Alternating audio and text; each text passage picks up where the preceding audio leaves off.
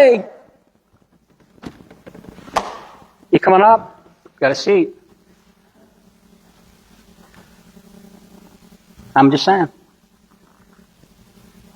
Well, I'm not just glad Bailey's here. I'm glad everybody's here.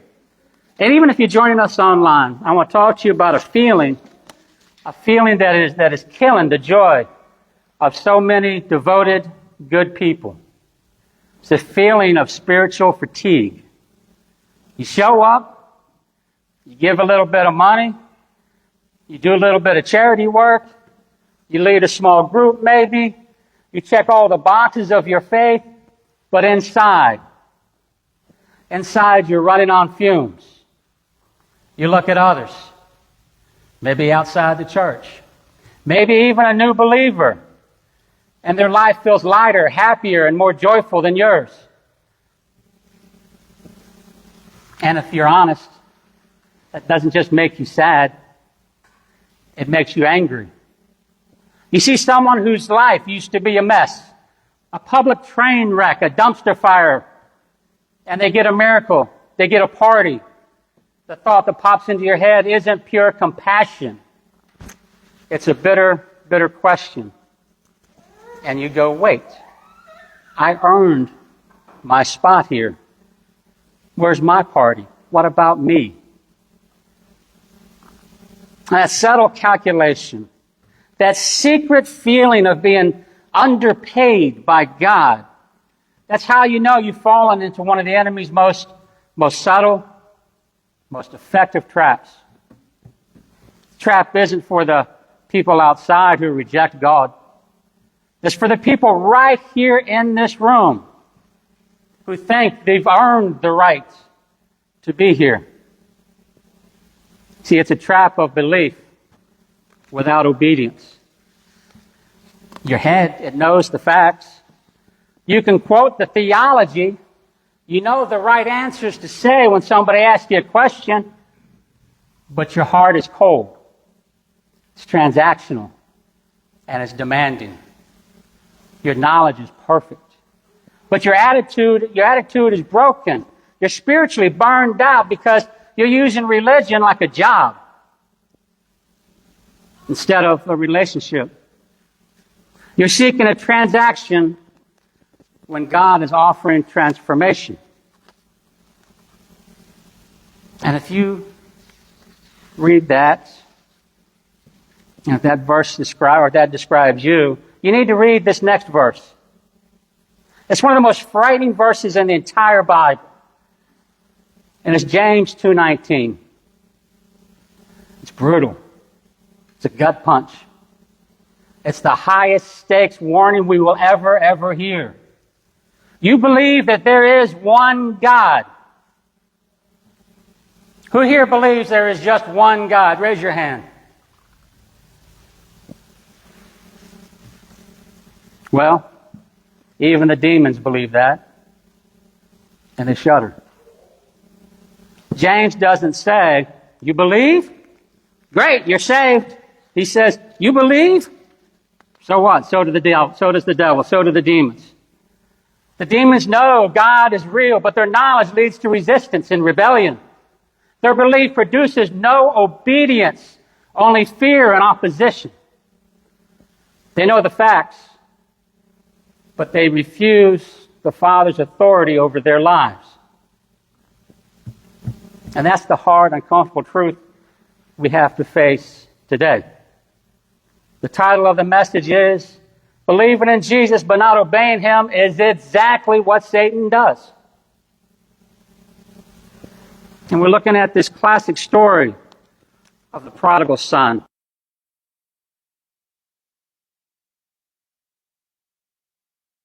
It isn't just about one lost son who comes home, it's about two.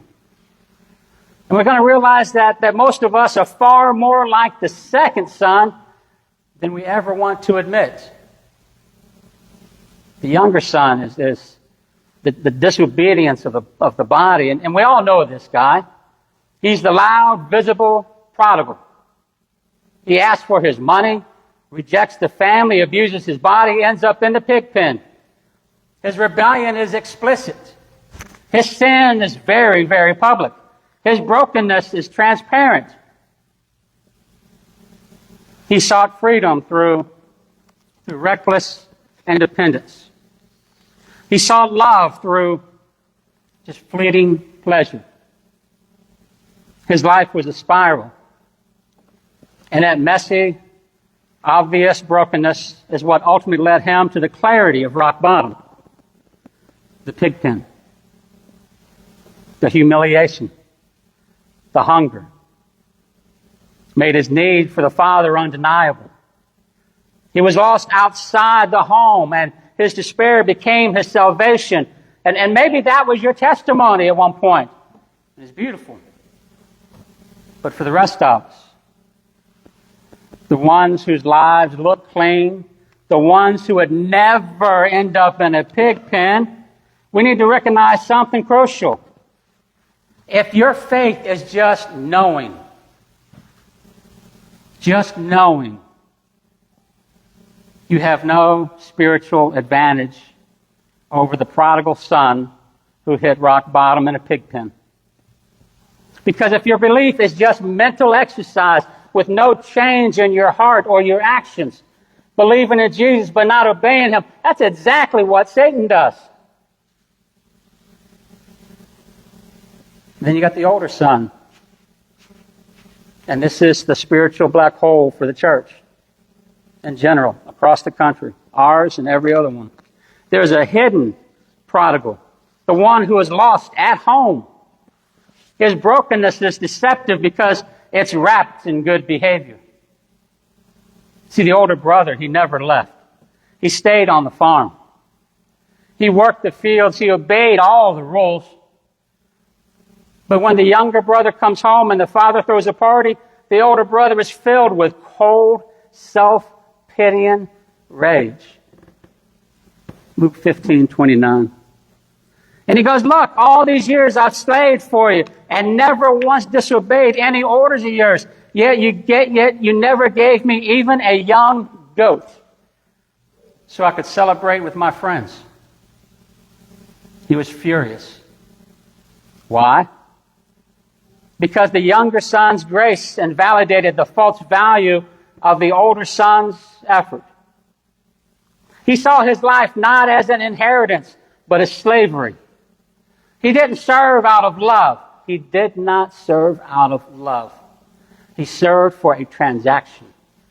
He believed the Father was good, but he didn't believe the Father was generous. He was physically obedient, but spiritually rebellious.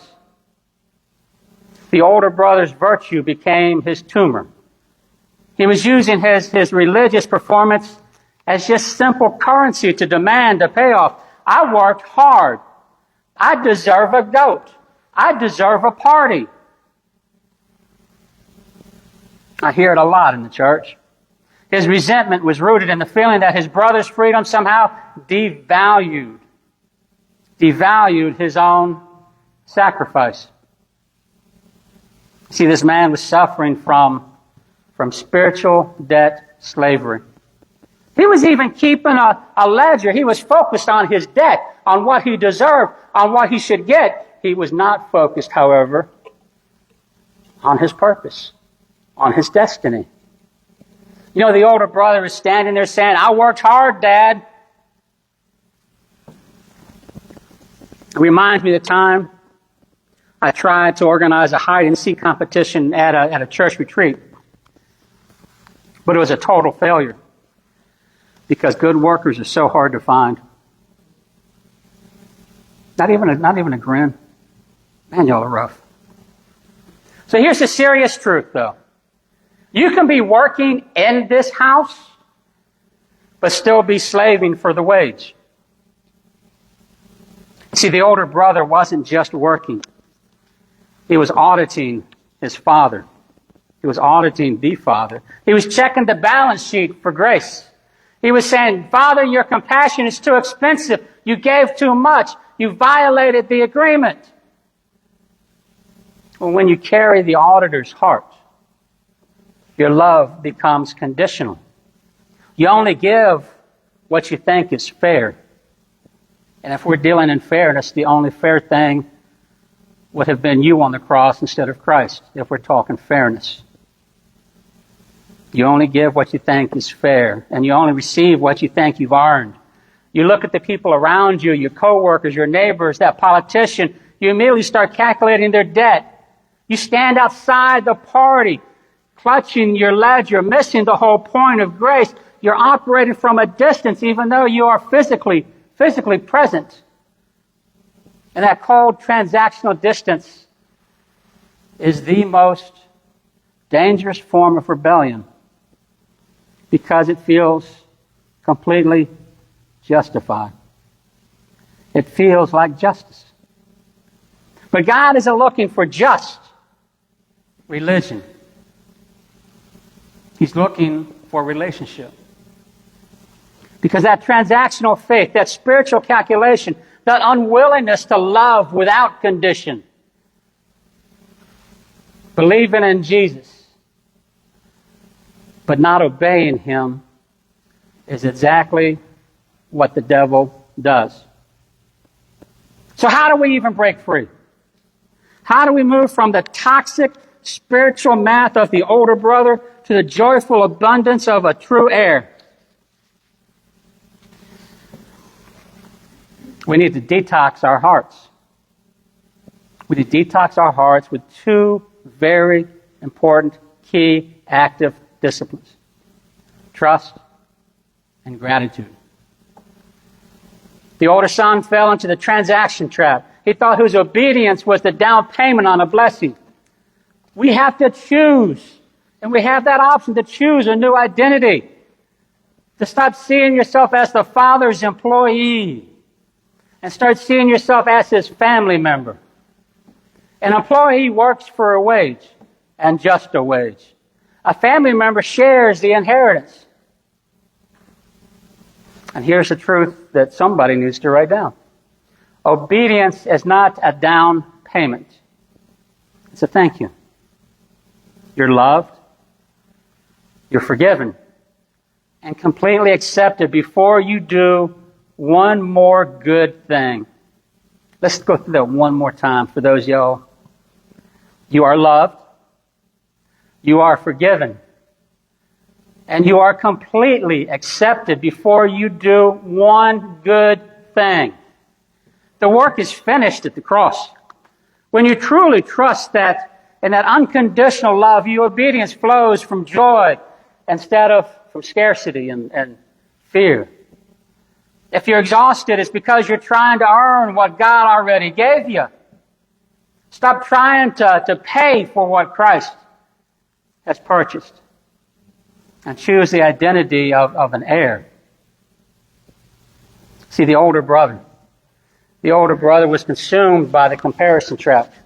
He's not grateful for the house he had.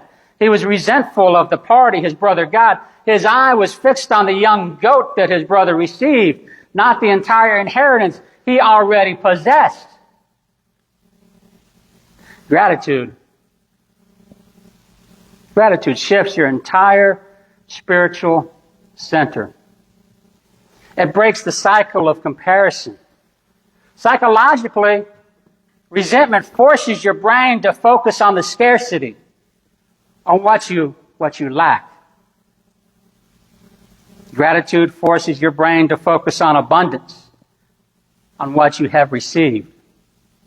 Gratitude detoxifies comparison. It shifts your posture from what do I lack to what have I been given. From what do I lack? Resentment.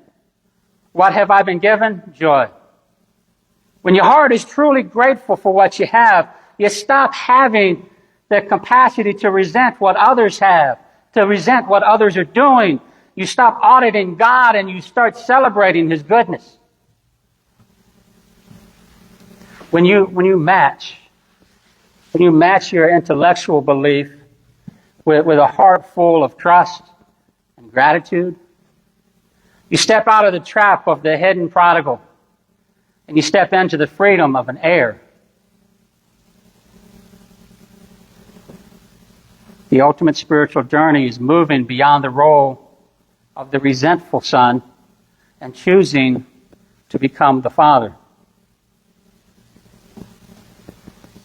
The ultimate spiritual journey is moving beyond the role of the resentful son and choosing to become the father. So what does this even look like in real life? It means you stop being defined by receiving compassion and start being defined by giving it. You stop being defined by what you receive and you start being defined by what you give. It means your spiritual maturity is now used to provide the unconditional welcome that others so desperately need. So look at the Father. Look at the Father. He doesn't wait for his Son to clean up. He runs to him, covering his filthy body with his royal cloak. He doesn't lecture the older son. He pleads with him, validating his son's belonging and inviting him to join in the joy. See, the Father's love is radical. It's immediate. And it's free. This is the call for each one of us. Stop being the younger son. Stop running after empty pleasures. Stop being the older son too. Stop judging your neighbor and slaving for love you already possess. Stop auditing God. If your heart remains cold and judgmental, if you know the truth but refuse to love your neighbor as Christ has loved you, then let me be brutally clear one last time. Believing in Jesus but not obeying him is exactly what Satan does. And this week I have a two-part high commitment. I love high commitment. A two-part high commitment challenge for those older individuals that are listening or here in the sanctuary, older brothers and sisters in the room or listening online. We're moving from calculation. We're going to move to compassion. First, here's what we need to do. We need to confess our self-righteousness. Right now, we need to confess our self-righteousness. We need to ask God to show you the name of the last person you judged for their mess, for their choices, or their lifestyle. You need to acknowledge the resentment and tell God, I surrender my auditor's heart. And if there's a first, there's always a second. Second, you need to make a move.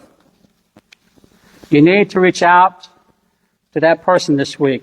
Text, an email, call, knock on their front door. Tell them, I see you. I'm here for you. Be the one who runs toward the mess. The homeless, the hungry, the poor, the prostitute, the addict, the prisoner.